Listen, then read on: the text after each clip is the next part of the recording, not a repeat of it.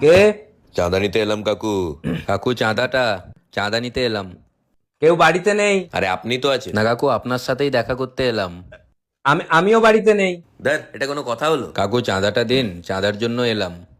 চাঁদাও বাড়িতে নেই। Pencil compass আছে, হবে? দেখ আপনি বাইরে আসুন তো, তখন থেকে বকবক ধ্যাৎ, করছে। এত ডিস্টার্ব করে না। কি হয়েছে বলো, কত চাঁদা আরেকবার বলো।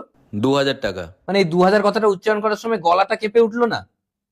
একটু বিবেকে বাঁধলো না? একটা অসহায় মানুষ যখন বিপদে পড়েছে হঠাৎ করে, তার থেকে 2000 টাকা চেয়ে নিতে হবে? কাকু কি বিপদ কিছু জানি না তো। কখনো জানার চেষ্টা করেছো? প্রত্যেক বছর তো চাঁদা নিতে চলে এসো, কখনো জানতে চেয়েছো যে আমি কি বিপদে আছি না আছি? ও আচ্ছা, সরি কাকু, কাকু অ্যাকচুয়ালি কি হয়েছে আবার বলুন এই তো, আমরা বিপদে তো- কেউ আমার কাছ থেকে জানতে চাইনি যে আমি কোন বিপদে আছি, কেউ জানে না, এমনকি আমিও না। আমার যদি বিপদ না থাকতো আমাকে কি বলতে হতো? আপনি তো লাস্ট 10 বছর ধরে বিপদে আছেন। এ কি ধরনের সত্যি কথা এগুলো? একটা সময় ছিল যখন চাঁদার জন্য আমাকে বলতে হতো না, বলার আগেই আমি না করে দিতাম। আমাদের অবস্থা কত খারাপ জানো? আমরা ডিম আনি ডিম খাই। দিন আনি দিন খাই হয়। আমরা ডিম আনি, তোমাদের কি 2000টা বড্ড বেশি বাড়াবাড়ি নয়? আমাদের কি আর সেরকম ফ্যামিলি?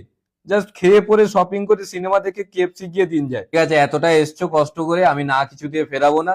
আমারও থাকলো, তোমাদেরও থাকলো না। 200 টাকা নাও। আরে কাকু 200 টাকায় কি হবে? আরে বললাম না তোমাদের থাকলো না, কি কথা কম বোঝো নাকি?